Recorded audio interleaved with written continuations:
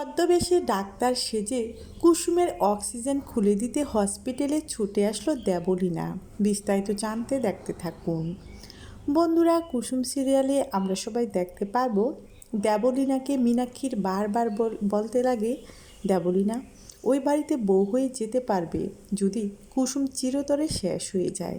তুমি এক কাজ করো, কুসুমের অক্সিজেনটা খুলে দাও, ছদ্মবেশে ডাক্তার সেজে চলে যাও।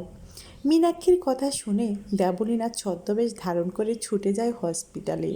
অন্যদিক থেকে ডক্টর জানায় কুসুমের অবস্থা ভীষণ খারাপ, তাকে বাঁচাতে পারবে কিনা কিছুই বুঝতে পারছে না। চিন্তিত হয়ে পড়ে আয়ুষ। সেই মুহূর্তে দেবলীনা বড় ডক্টর সেজে কুসুমের রুমে যায়। যাওয়ার পর যখনই অক্সিজেন খুলতে যাবে ঠিক সেই মুহূর্তে বুঝতে পারছে না দেবলীনা সত্যি সত্যি কী করবে।